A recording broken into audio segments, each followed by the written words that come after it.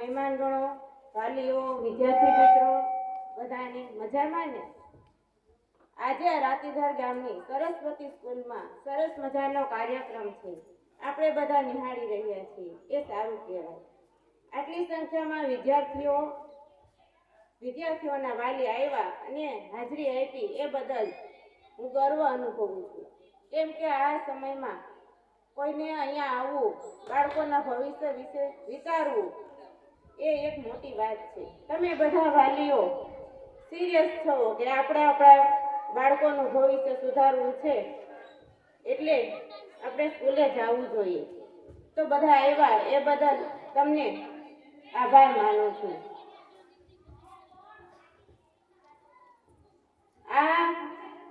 આપણે અહીંયા ઈ બાબતે ભેગા આવ્યા, વાલીઓનું વિચારવું હોય કે આપણે બાળકોને શું શીખવવું, શું ભણાવવું, તો એ આપણે કરવાનું છે. શિક્ષક ન કરી શકે. શિક્ષક તો સ્કૂલ છે તો તે ભણાવે, શીખવાડે, બધું કરે, પણ પહેલી ફરજ આપણા માતા પિતાની છે કે માતા પિતાએ બાળકોને શું શીખવવું. કેમ કે તે આપણું સંતાન છે. આપણે જેવા છીએ એવું જ આપણું સંતાન થવાનું છે. એટલા માટે જો લોકોના બે પ્રકાર હોય છે. એક કે જેના મા બાપ પાસેથી મળ્યું છે અને એ બાળક એના મા બાપ પાસેથી મેળવેલું છે, એ પોતે બીજા બાળકને શિક્ષણ આપી શકે. અને બીજું એ છે કે જેને એના મા બાપ પાસેથી કંઈ મળ્યું જ નથી એટલે એના મા બાપને એને આપવાની કે ન આપવાની એવી ઈચ્છા નહોતી, પણ એના મા બાપ એને બે રોટલી માટે પણ તેના મા બાપ સંઘર્ષ કરતા, એટલે તેને આપી શક્યા ન હતા. તો એ માટે એ રીતનું શિક્ષણ આપી શકે. આવી રીતના શિક્ષક છે એ બે પ્રકારના હોઈ શકે. શિક્ષણ બે રીતના આપી શકે. આ માટે તમારે બાળકને કેવી રીતના, તમારા બાળક જો નાનું છે એ કોરી પાટી છે, એના મગજમાં કાંઈ નથી. જે તમે શીખવશો એ શીખશે. તમે સારું શીખવશો તો તે સારું શીખશે. અને ખરાબ તો આવતું જ નથી. મા બાપ ખરાબ ન શીખવું, સારું જ શીખવે. એટલે તમારે જોવાનું કે મારું બાળક કઈ રીતના સારું શીખે. બધું સ્કૂલમાં આવે, આપણે એમ કહીએ કે રાતીધર સરસ્વતી સ્કૂલમાં જાય છે, હવે આપણે કાંઈ ઉપાધિ નથી, સ્કૂલે જાય છે તો બધું શીખશે. પણ એ નહીં, આપણે ઘરે શું શીખવવાનું એ જોવાનું. આપણે એને કેવી રીતના કેળવવું એ આપણી ફરજ છે. એમાં જો બાળક નાનું છે તો તેને કઈ રીતના આપણે એને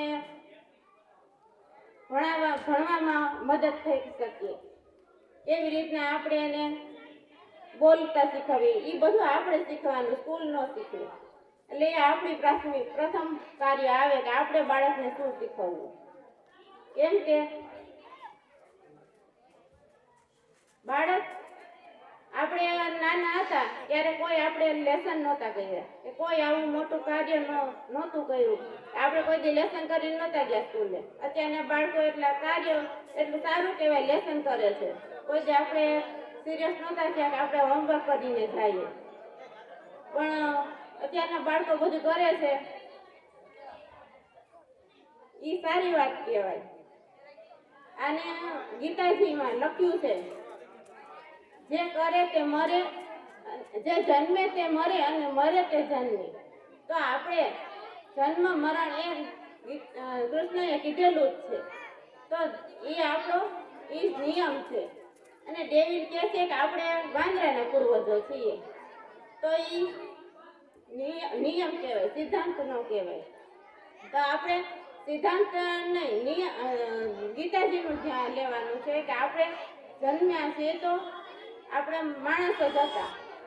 એવી રીતના કોઈ ગમે એ કાર્ય હોય તો સફળતાપૂર્વક થાય, તે માટે વાલીએ ધ્યાન દેવાનું છે બાળક ઉપર.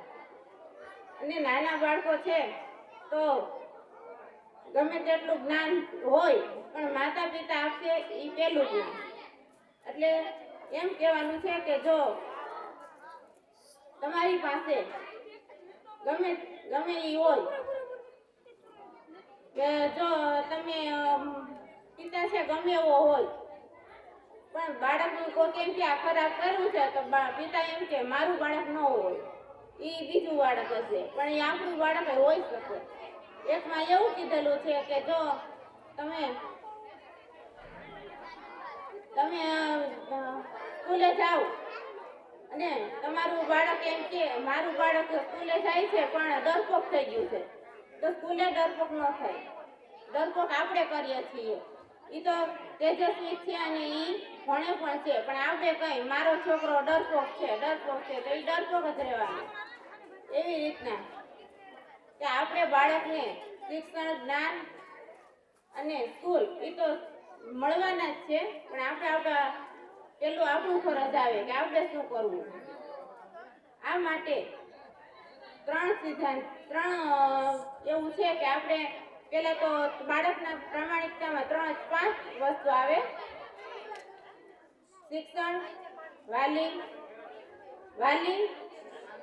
મિત્રો, શિક્ષણ, આજુબાજુના વાતાવરણ અને મોબાઈલ. એટલે આવે તો આપણે બધાથી એને ક્યાંથી જ્ઞાન મેળવવું બધું જોવાનું છે કે કેટલું જ્ઞાન ક્યાંથી મળ્યું. આ માટે બાળકને સારા અને સંસ્કાર સારા મળે એ માટે બાળકોને સ્કૂલ ઉપર નહીં આપણા ઉપર જ ધ્યાન દેવાનું. જય ભારત.